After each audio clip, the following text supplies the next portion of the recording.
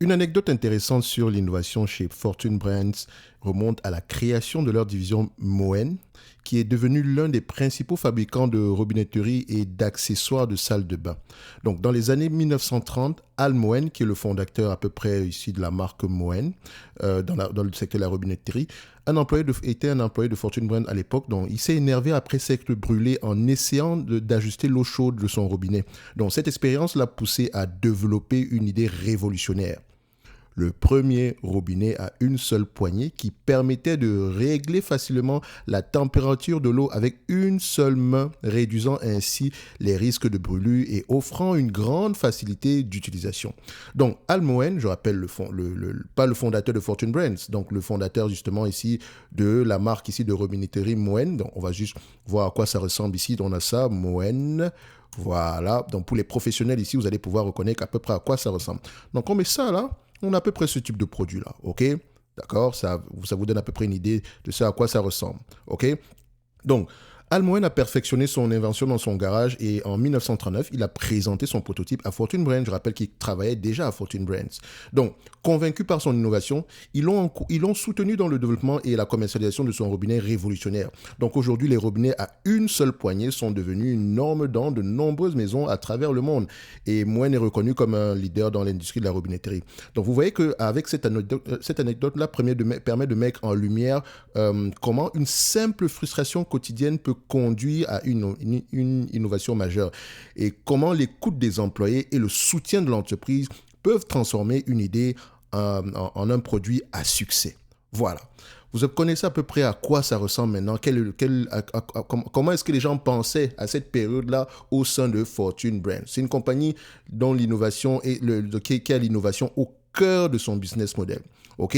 Donc, on va donc parler des chiffres en date d'aujourd'hui.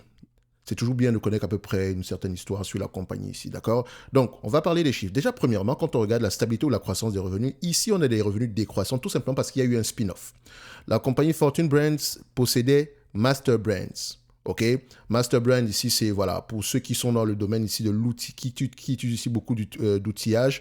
Vous savez que Master Brand, à peu près, c'est un produit, enfin, c'est une marque phare à peu près dans, enfin, je dirais pas dans l'outillage ici. Le Master Brand, c'est à peu près, qu'est-ce que je raconte? Je pensais à Mastercraft, parce que Mastercraft, ça ressemble à ça. Parfois on s'en mêle avec tous ces noms-là. Mastercraft, c'est ça. Craft. OK? Mastercraft, voilà, j'ai même encore trouvé un autre truc ici que je... Voilà. Mastercraft. Voilà, c'est ça. Ça ressemble à ça. OK. Après, vous avez également des Powerboats ici, Mastercraft, mais je pense que ça appartient même à MBUU, qui est Malibu Boats ou bien une autre compagnie dans ce secteur d'activité-là. Oui, c'est bien ça, ça appartient à MBUU parce que je peux avoir leur logo ici. Bref, Mastercraft, quand je parle de Mastercraft, je parle des tools, celui-ci. Mais ici, on parle de Master Brands, qui est essentiellement ici tout ce qui concerne ici les trucs de cuisine, là, je sais pas, kitchen cabinet, bathroom cabinetry, ce genre de produits-là. D'accord? C'est à ça que ça ressemble. Donc, textiles, les armoires, ce genre de choses-là. L'équipement nécessaire ici pour la cuisine. OK? Donc, tout ce qui concerne ici comment on appelle ça? Les, soit les fours, etc. D'accord? Donc, c'est uniquement ce genre de choses-là. Donc, c'est à ça que ça ressemble Master Brand. Donc, vous allez aller sur le site, ça ressemble à ça. OK? Donc, ici, moi, je parlais juste du spin-off. Donc, ici, Master Brands appartenait à Fortune Brands. OK? Donc, quand on fait un spin-off ici, normalement, le revenu de l'entité ici, on ne va plus le comptabiliser. Donc, vous constatez ici que ça concerne uniquement Fortune Brands Innovation, donc la robinetterie et autres choses. OK? Donc, il est tout à fait normal maintenant de regarder à peu près les marges brutes. Et vous constatez que les marges brutes augmentent net au niveau du spin-off. Donc, ça dit que ce segment-là a des marges plus élevées. D'accord? Les deux entités combinées ici, les marges étaient aux alentours de 35%, mais quand on laisse juste la section ici Master Brand Innovation, on se retrouve avec des marges de 40%. C'est important de regarder toujours l'évolution des marges. Vous constatez ici que même sans remarquer qu'il n'y a pas de spin-off, juste en voyant ici qu'il y avait à peu près une évolution des marges, allait à peu près avoir ce genre de conclusion-là. Parce qu'on ne perd pas ce type de revenus ici pour avoir des marges semblables. OK? Donc, si on a choisi spin-off cette entité-là, peut-être qu'elle avait des marges moins élevées. Il y a de fortes chances qu'elle ait des marges moins élevées que Fortune Brands. OK? Donc, façon, on a des marges de 40%. On aime ça. D'accord? Stabilité ou croissance des marges, on voit ici qu'on a une croissance des marges à ce niveau-ci, mais vous savez que la croissance des marges ici, c'est uniquement parce qu'il y a un segment ici qu'on ne comptabilise plus, et ce segment-là avait des marges moins élevées. Ensuite, on va regarder ici si les marges EBITDA vont dans le même sens. Et quand on regarde ici, à peu près, on a des marges EBITDA légèrement plus élevées. Je dis bien légèrement, d'accord? Le saut n'est pas aussi grand que ça, légèrement plus élevé. OK? Ensuite, on va aller regarder ici les marges net, les net income et les free cash flow, histoire de voir si les deux parlent le même langage. Je rappelle ici que là, ce sont les deux entités combinées jusqu'ici, d'accord? N'oubliez pas ça. Donc, quand on prend les free cash flow ici, on a peut-être encore les mêmes entités. On n'a pas encore les informations ici sur Fortune Brands, les informations complètes sur Fortune Brands à l'état, pas à l'état stationnaire, mais en tant qu'entité individuelle. OK? Donc, il faut vous dire une chose ici, c'est que ces free cash flow devront peut-être être construits dans le futur. Dans tous les cas de figure ici, si on constate que les marges brutes augmentent, les marges EBITDA légèrement, il y a de fortes chances qu'on ait le même niveau de bénéfice net, de free cash flow. OK? Et ce qui est encore plus intriguant, c'est si on a spin-off un segment d'activité, vous avez vu que le revenu, les bénéfices nets n'ont pas baissé, n'est-ce pas? Ils n'ont pas baissé du tout. Ils sont à peu près au même niveau. Donc peut-être l'entité Master Brand ici avait des bénéfices nets négatifs. OK? Donc, j'aime déjà ce que je vois ici. Net income, free cash flow, pour moi, ils vont dans le même sens. Le nombre d'actions augmente ou diminue. C'est une entité qui a l'habitude de racheter ses actions ici. On aime ça. Dette nette sur EBITDA augmente ou diminue. La dette nette sur EBITDA est plutôt aux alentours de 2,9 ici. Dites-vous que c'est une entreprise ici qui exerce dans ce secteur d'activité le segment des building products. OK? Le secteur, c'est le secteur industriel. L'industrie, c'est les building products, donc essentiellement ici tout ce qui est nécessaire ici pour les maisons, la construction des maisons, etc. Je ne parle pas, donc vous avez vu, on a de la robinetterie ici, donc c'est intéressant, c'est important pour quand on construit une maison, un bâtiment, ce genre de choses-là, un bâtiment commercial ou bien des immeubles de bureaux. Bref, on a besoin des produits de Fortune Brands. C'est-à-dire que ça va, donc ici, le nombre de chantiers, le nombre de maisons mises en chantier ici, c'est intéressant à aller regarder. Les permis accordés, c'est intéressant à aller regarder. Et histoire de voir à peu près si le secteur d'activité est au ralenti ou bien en pleine croissance. Ce genre d'entreprise ne doit pas avoir des dettes nettes sur EBITDA supérieures à 3. D'accord? Parce que c'est cyclique. Ne l'oubliez jamais. C'est cyclique. OK? Donc, quand on regarde même les revenus passés de cette compagnie, histoire ici, c'est même assez correct ici. Il me semble que c'est une entité qui a l'habitude de faire des acquisitions. Faites attention. Voilà, on va regarder ça. Oui, elle a un passif ici d'acquisition et elle continue d'ailleurs à faire des acquisitions justement dans d'autres secteurs d'activité. Présentement, la dette nette sur EBITDA est correcte selon moi. Maintenant, je regarde la dette nette du point de vue volume. OK? Rappelez-vous, sur la vidéo qu'on a faite hier concernant aussi comment analyser une entreprise, on avait 5 étapes. OK? Vous avez toutes ces 5 étapes-là. Qu'est-ce que l'entreprise fait? D'accord? Si ça vous parle, on continue. Ensuite, on regarde la profitabilité. C'est correct. OK? Ensuite, ici, vous allez regarder... vous avez toutes les étapes. Essayez de voir maintenant si Fortune Brands répond à ces étapes-là. OK?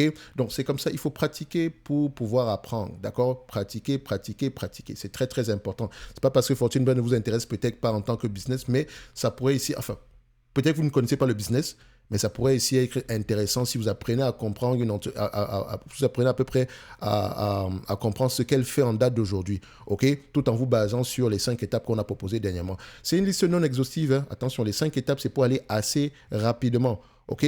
Donc, Fortune Brands ici, vous voyez, on a à peu près une stabilité au niveau de la profitabilité, des marges, etc. Donc, on constate ici qu'on a à peu près 2,5 milliards de dettes nettes, OK? Et là, on va parler de l'allocation du capital. Si on a des bénéfices nets ici aux alentours de 451 millions et qu'on a à peu près 2,5 milliards ici de dette nette, ça veut dire qu'on peut repayer la dette nette ici en moins de 5 ans. OK? Donc, maintenant, on va voir qu'est-ce qu'elle fait avec ce cash-là. OK? Je vais regarder. Vous savez qu'elle rachète des actions. Ça, c'est déjà un élément. Mais ensuite, également, elle verse un dividende. OK? On va regarder ici le volume. Et j'aime bien prendre la médiane ici. Et quand elle a fait le spin-off ici, je pense qu'elle a réduit un tout petit peu ce dividende-là, si je ne me trompe pas. On va regarder ça ici rapidement. Qu'est-ce que ça concernait encore? Donc, je vais regarder FBIN. Un like, un abonnement, ça fait toujours plaisir. Et n'oubliez pas, en lien dans la description de la vidéo ici, vous avez la top newsletter ainsi que les notes d'analyse gratos jusqu'au 29 du mois de février, basées essentiellement sur moi, la lecture des rapports financiers, l'écoute des conférences call, d'accord, sur des entreprises qui, moi, me semblent intéressantes au prix actuel. Donc, je propose l'entreprise, d'accord, et si ça vous intéresse, vous pouvez commencer à faire vos recherches dessus. Si vous avez des questions, on est là pour y répondre. Et je fais également le suivi. Donc, c'est-à-dire que si je mentionne une entreprise, ça veut dire que je vais avoir tendance à revenir dessus tant que le scénario, la thèse d'investissement de départ est toujours d'actualité, selon moi. Alors, vous constatez ici qu'au niveau de Fortune Brands, c'est une entreprise qui verse un dividende. Elle a réduit ce dividende-là en 2023, notamment avec le spin-off, etc. On aime ça. Mais ce que je veux vous montrer ici, c'est que ce n'est pas le 1,2% ici qui compte aujourd'hui. C'est le 4,93%. Donc, le rendement des bénéfices nets par rapport à ce que vous obtenez en date d'aujourd'hui. Donc, aujourd'hui, si l'entreprise vous reverse la totalité des bénéfices nets ici en dividende, vous aurez à peu près 4,93%. Et on s'attend ici à une certaine croissance sur les années à venir. Ce qui m'intéresse un tout petit peu parce que c'est une entité ici qui est assez prévisible également. Et quand on compare ici les net income et les free cash flow, vous voyez que voilà, on a tendance ici à parler le même langage à long terme. OK? Donc, c'est un business qui semble être prévisible. Même si je sais que c'est un secteur assez cyclique. Maintenant, on paye combien de fois les bénéfices ici? Ça sent que 15 et 17 fois les bénéfices. 15 et 17. Je dirais 17 fois les bénéfices pour la qualité de ce business-ci. OK? Donc, je vais me limiter à 17 fois les bénéfices. Comme vous pouvez voir sur le marché, a tendance à payer 22 fois les bénéfices sur une longue période de temps.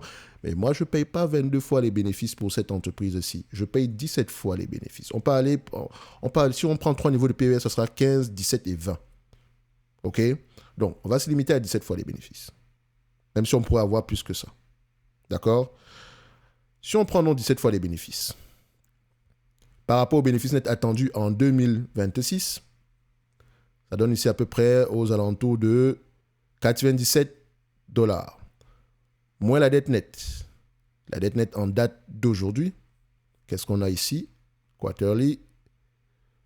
Moins la dette nette, 18 $ ici. Donc 97, 18. Donc on va dire ici à peu près, on aura aux alentours ici de 79 $ l'action. Donc l'entreprise est, selon moi, en date d'aujourd'hui, correctement évaluée quand on prend en considération la dette. OK? Et la dette ici est gérable, comme je l'ai mentionné. Et quand on prend le 5,71 ici, divisé par le nombre d'actions, divisé par la capitalisation, le prix actuel, ça fait à peu près 7,13%. Ce qui est tout à fait raisonnable dans ce secteur d'activité. Ce qui me pousse à dire que cette compagnie-ci est correctement évaluée, mais pourrait être intéressante du point de vue rendement de dividende.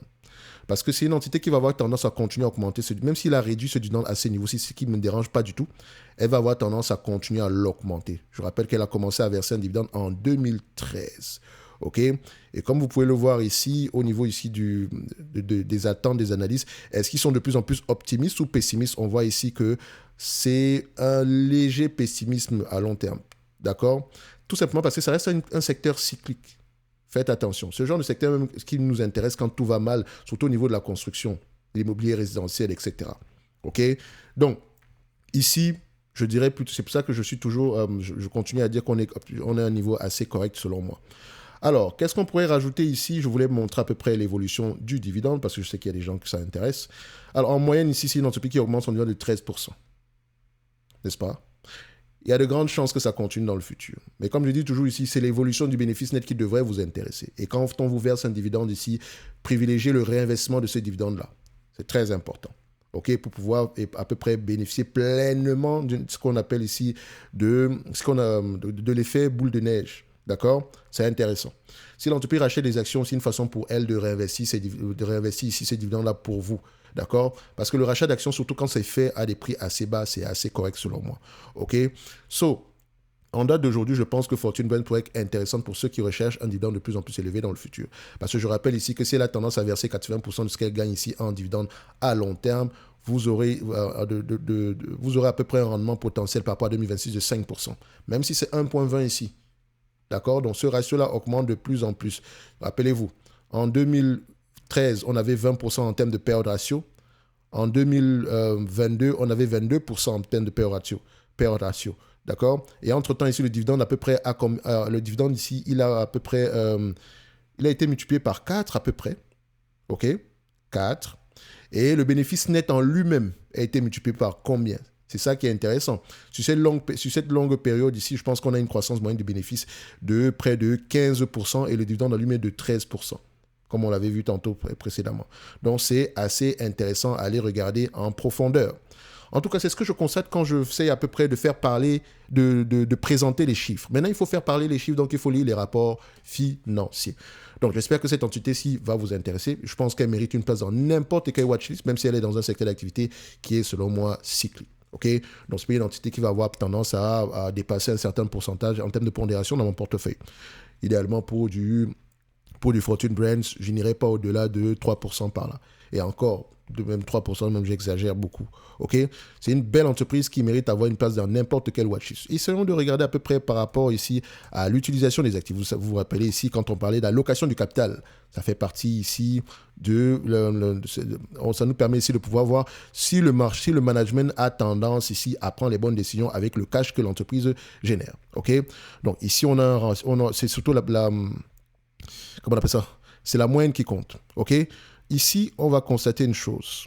On avait une quarantaine de pourcents jusqu'en 2019. Et depuis 2020, on a quelque chose en dessous de 30%.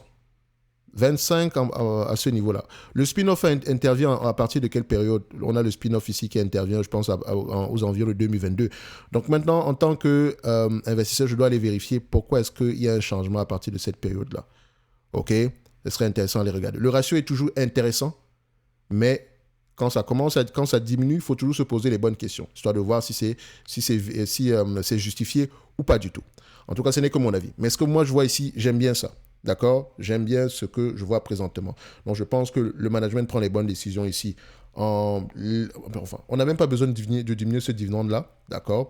Mais n'oubliez pas ici qu'elle rachète également des actions. Si on prend ici en considération comment on appelle ça, Oh, ils ont bloqué ça ici. C'est pas plus grave que ça.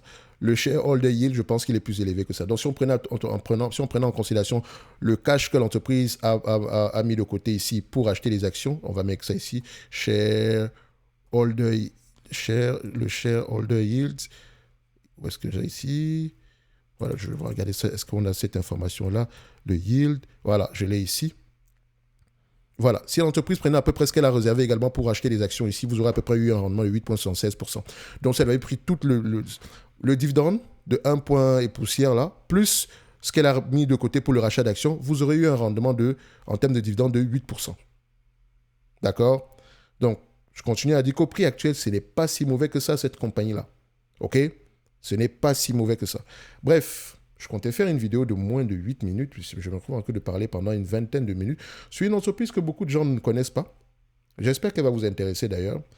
Et dans tous les cas de figure, ici, c'est la preuve que j'aime bien cette compagnie-là. D'accord?